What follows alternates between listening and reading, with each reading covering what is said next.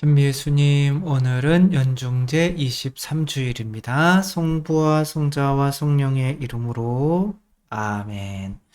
오늘은 예수님께서 당신을 따르려고 하는 이들에게 어떤 가장 기본이 되고 중요한 말씀을 하시죠. 복음 말씀을 잠깐 보도록 하겠습니다. 많은 군중이 예수님을 따라오고 있었어요. 근데 그 군중들에게 이렇게 말씀을 하시죠. 당신을 이제 따르려고 하는 이들에게 미리 말씀을 해두시는 거죠. 누구든지 나에게 오면서 자기 아버지와 어머니, 아내와 자녀, 형제와 자매, 심지어 자기 목숨까지 미워하지 않으면 내 제자가 될 수 없다. 아니, 부모님을 사랑하고 이웃 형제들을 사랑하고 이웃을 내 자신처럼 사랑하라는데 다 미워해래요. 여기서는 누구든지 제 십자가를 짊어지고 내 뒤를 따라오지 않는 사람은 내 제자가 될 수 없다. 결국에는 자기 자신을 죽이라는 얘기죠. 누가 탑을 세우려고 하는데 이제 공사를 하는 거죠.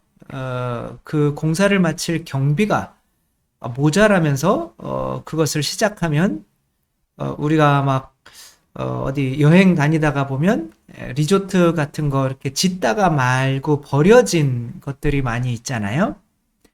그것들은 그냥 못 지은 게 문제가 아니라 조금 있는 돈마저 다 거기에 부었기 때문에 다 거지가 된 거죠. 차라리 그거 가지고 잘 살면 되는데 끝까지 갈 수 없는 상황인데도 도전을 했다가 그렇게 실패하는 경우가 있고, 또 맞설 수 없겠으면 이제 전쟁을 하지 말라는 거죠. 그래서 내가 싸워서 분명히 좀 질 것 같다. 그러면 그냥 화평하는 게 낫지. 전쟁해서 그 나라를 먹으면 그래도 좋기는 한데 이제 전쟁을 막 하다가 똑같아. 또 이렇게 우리나라처럼 휴전이 됐어요. 그러면은 뭐 사람만 많이 죽고 파괴되고 이런 거죠. 그래서 당신을 따르는 것도 이것처럼 어떠한 목표를 향해서 건물을 짓거나 또 전쟁을 하거나 하는 것처럼, 전쟁하면 승리해야죠. 어떤 목적을 향해서 나아가야 되는데 그것을 위해서는 자기 소유를 버려야 되는 거죠.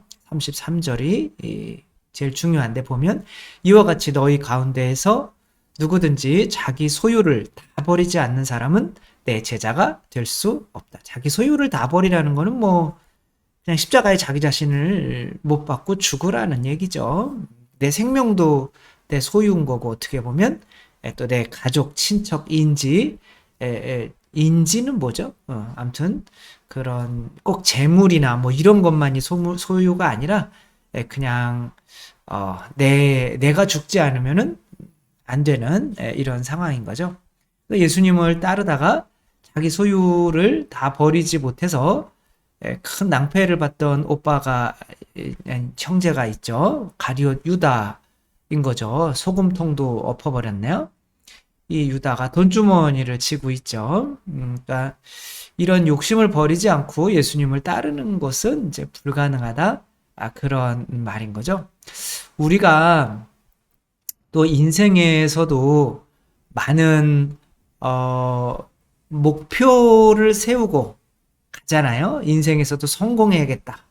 이런 목표를 세우고 가는데 그 목표대로 다 이루어지는 게 아니잖아요. 근데 이제 이 켈리 최 회장님은 유럽에서 그 도시락, 그 미국에서 김승호 회장이 성공한 그대로 초밥, 도시락을 대형 마트에서 가게를 내서 이제 파는 건데, 유럽 전역에 지금은 한 1200개 정도의 매장을 가지고 있죠. 미국에서는 김승호 회장이. 근데 이분도 김승호 회장을 직접 찾아가서 배운 거죠. 그래서 지금은 이제 뭐 재산도 한 6천억 정도 된다고 하는 것 같아요. 6천억, 본인 재산 잘 모른대요, 부자들은.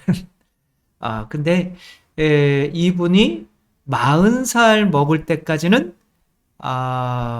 빚이 10억이 있었던 노처녀였던 거죠. 그런데 어떻게 거의 10년 만에 이런 성공을 이루어낼 수 있었던 건가? 그러니까 10년 동안 어떤 명확한 목표를 정하고 했다는 건가? 이런 책이 있어요. 목표를 명확히 하고 살라. The One Thing이라고 하는 한 가지 목표만 가지고 달려나가라. 그러면 다 성공을 한다. 라고 하는 이분도 뭐 마케팅 이쪽에서는 뭐 세계 뭐 몇 위에 드는 분이 쓰신 건데 당신의 목표는 뭐냐? 그래서 목표를 가지고 그거 하나에만 집중하면은 성공한다. 근데 이분도 그런 목표가 있었어요. 그래서 정읍에서 태어났고요. 그 전북 정읍에서 6남매 중 셋째 딸로 태어났는데 집이 너무 가난하다가 보니까 내가 돈 벌어서 엄마 좀 호강시켜 드려야겠다. 그래서 이제 젊은 나이에 서울로 와서 봉제 공장에서 이제 일을 하다가 보니까 내가 세계 최고의 디자이너가 돼야겠다. 그런 목표가 명확했던 거야. 목표는 항상 명확해. 엄마를 내가 우리 집을 부자로 만들어야겠다. 명확해요. 내가 디자이너로 성공해 세계 최고의 디자이너가 된다 나는. 그래가지고 이제 돈 조금 벌어서 일본으로 건너가서 뭐 낮에는 일하고 밤에는 공부하면서 디자인을 공부해요. 그 의상 디자인을. 그 의상 디자인을 하다가 보니까 일본은 조금 너무 물이 작은 것 같아요. 그래서 프랑스로 언어 봉주흐도 모르고 이제 간 거죠. 뚫레주흐도 이게 아무튼 그래 가가지고 파리바게뜨 아니요 죄송합니다. 아무튼 거기에서 열심히 이렇게 말도 배우면서 이제 대학을 졸업을 했죠. 그러니까 뭐 나이가 30이 넘죠. 그렇게 해서 이제 또 어떤 사업을 이제 시작하다가 40살에 이제 다 말아 드시고 그러니까 프랑스에서 빚이 10억을 가진 사람이 된 거죠. 그래가지고 나는 목표를 명확히 가지고 살았는데 왜 목표대로 도달하지를 못할까? 그렇게 생각을 하고 이제는 내가 안 되는구나. 그래 자살해야지.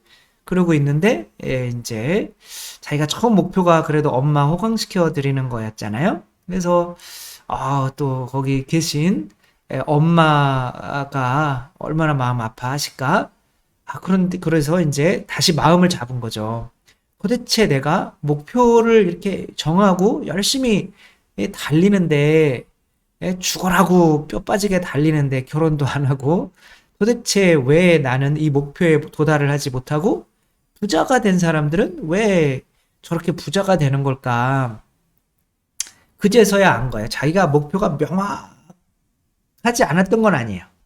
목표는 명확했어요. 뭐 세계 최고의 디자이너가 되어야겠다. 아니면 뭐 부자 어떻게 해서 부자가 많이 돼. 근데 이제 뭐 초밥을 팔아서 이런 것들은 아직은 생각은 없었던 거죠. 근데 이제 그때서야 깨달은 거죠. 내가 어떤 목표로 올라가는데 이 그리스 신화에 시지푸스라고 하는 그 신이 또 있어요. 그 시지푸스라고 하는 이 신이 이제 지옥에 있었나? 그래 아무튼 벌 주는 어떤 뭐 이런 거였던 것 같아요. 그냥 이제 지상에서 네 부인이 좀 안 좋다. 벌 주고 와라. 그래가지고 가가지고 이렇게 했는데 지옥보다는 이 지상이 살기가 좋은 거죠. 그래서 그 신의 허락을 그러니까 불순종하고 거기로 안 내려간 거예요. 그러나 언젠가는 또 죽잖아요. 그쵸? 그래가지고 이제 지상에서 재밌게 살다가 이제 내려갔죠. 그럼 너 벌 받아야지. 그래서 뭐 벌 받죠. 뭐 그래서 어떤 벌을 받냐면 이 큰 바위를 산꼭대기까지 올리는 거예요. 그럼 이렇게 신이 있다가 손가락으로 툭 뿌려가지고 다시 굴러 떨어져. 그러면은 다시 그거를 이렇게 영원히 이 돌을 옮기는 거죠. 그러니까 어떤 고생은 하는데 이 돌 때문에 내가 목적에 다다를 수가 없어요. 그러니까 이 돌이 무엇인지 이 돌부터 좀 해체해서 없애야 되는데 이것은 우리가 하느님께 불순종하게 만드는 내 자신, 자아, 그리고 그 자아가 좋아하는 세속육신 마귀인 거죠. 근데 그것을 이분이 이제 깨달아요. 그랬구나. 내가 어떤 에너지를 막 거기에다가 막 빼앗기고 있는데 그 에너지를 빼앗기는 그것을 그 돌덩이를 굴리면서 내가 목표에 가려고 그러니까 안 됐구나.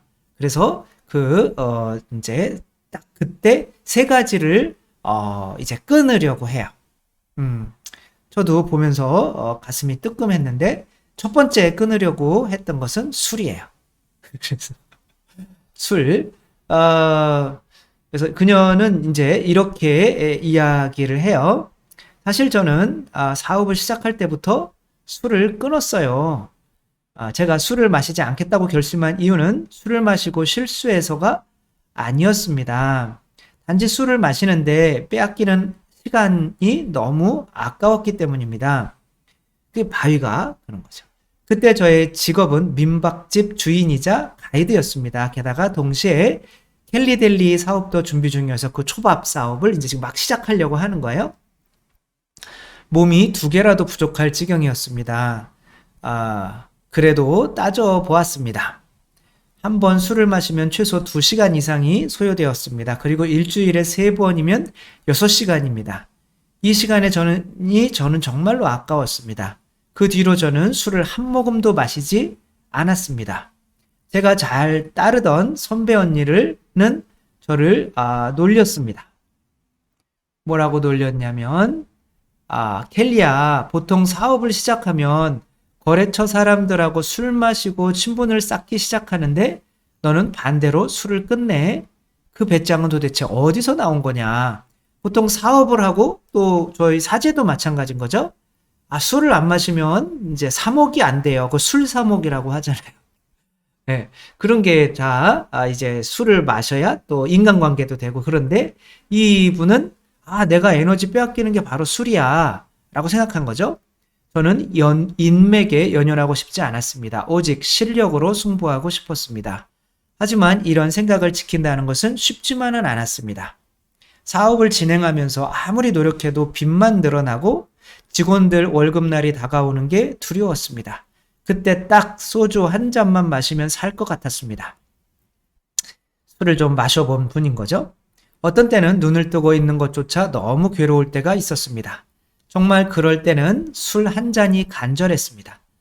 하지만 이럴 때도 저는 술을 입에 대지 않았습니다. 한 잔을 마시면 2잔이 되고 2잔을 마시면 3잔이 되고 제 의지는 사라져갈 것만 같았기 때문입니다. 지치고 힘들 때는 다짐했습니다. 나와의 약속을 절대로 번복하지 않겠다고 말이죠. 이렇게 술을 마시지 않자 언니들은 저를 부르지 않기 시작했습니다. 그렇게 저는 많은 시간을 확보할 수 있었고 사업에 매진할 수 있었습니다. 그리고 보다 명료한 정신으로 해야 할 일에 집중할 수 있었습니다. 술을 끄는 것은 저에게 신의 한 수였습니다. 이 세속육신 마귀가 다 들어있는 게 술이죠. 술을 먹으면 교만해지죠. 그렇죠? 목소리 커지고 말 많이 하게 되고 다른 사람 판단하게 되고 또 어떤 성적으로 그렇죠? 또 술 먹으면 다 이뻐 보여서 결혼했는데 또 후회하고 또 술 먹으면은 뭐 자기가 돈 내려고 하잖아요. 그렇죠? 세속 육신 마귀 다 본인이 증가하게 돼 있어요.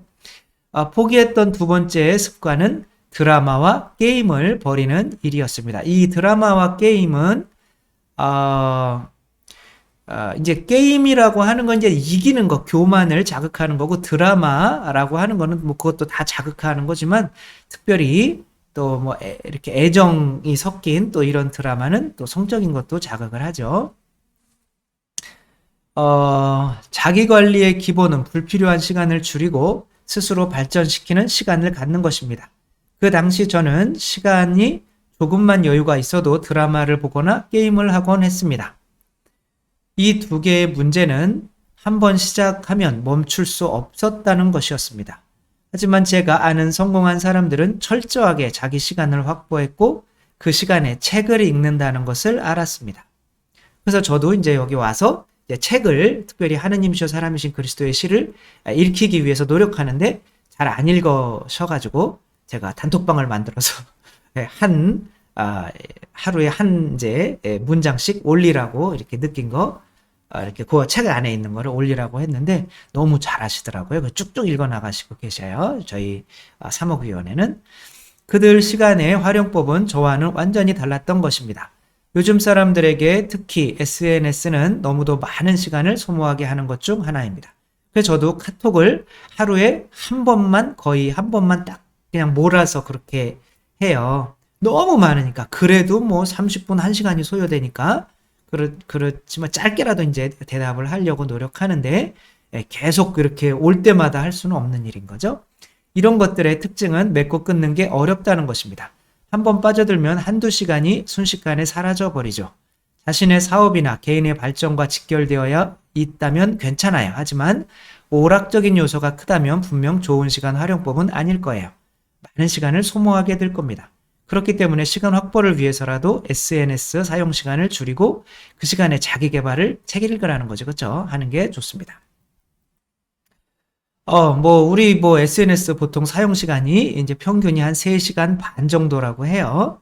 스마트폰 보는 시간이 하루에. 그런데, 3시간 반이 하루에 10분이라도 우리가 예수님을 알기 위해서 책을 읽냐? 안 읽는다는 거죠. 그렇죠? 에너지를 이쪽으로 다 쏟아버린다는 거죠. 그런 식으로 예수님을 따를 수는 없다는 거죠. 세 번째 끊은 것은 불필요한 모임입니다. 애정이죠. 그렇죠? 마지막으로 끊어야 되는 애정. 그러니까 저도 너 사제가 되라 그랬더니 이 좋아하는 또 자매들 결혼하고 싶은 마음 이런 것들을 또 끊어야 되잖아요. 그러니까 안 끊고 들어갔더니 더 힘들더라고요. 그러니까 이제 애정을 끊는 게 이제 그래서 부모를 미워하고 형제를 미워하고 이제 그런 게 그러라는 거죠. 그렇죠? 일단은 모든 피조물은 한 번은 버려야 내가 사랑할 수 있게 되는 거죠. 내가 버리지 않고 좋아하게 되면 그것은 집착하게 되는 거고 그것을 나의 주님, 우상으로 섬기게 되죠. 한국이나 유럽이나 모임은 매한 가지입니다. 모임의 핵심은 인맥 관리예요. 사람이 모이면 새로운 에너지가 창출되고 기회의 장이 열립니다. 하지만 어느 순간 저는 모임에 참석하는 게 성공을 방해하는 요인이라고 생각했습니다. 일반적인 생각과는 반대로 생각했던 것이죠. 사업가인 제가 모임을 포기했다고 말하면 어떤 사람들은 이렇게 물어봅니다. 그럼 인맥 관리는 어떻게 하나요? 그때마다 저는 이렇게 대답합니다. 저는 인맥 관리는 하지 않아요. 인맥은 관리되는 게 아니기 때문입니다. 누군가가 저에게 나는 켈리랑 친구가 될 거야. 반드시 그렇게 될 거야 라고 얘기한다면 당연히 저는 그렇게 될 수 있을 것입니다. 이걸 보여드리면서 읽었으면 더 좋았을 텐데.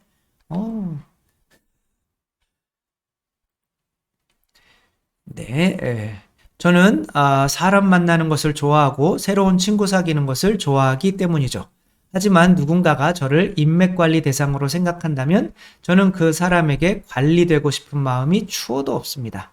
저와 친구가 되고 싶어 하는 사람, 반대로 인맥으로 이용하려는 사람, 이것을 저는 쉽게 구분할 수 있습니다. 누가 나를 이용하려고 하는 사람이 있죠. 그렇죠?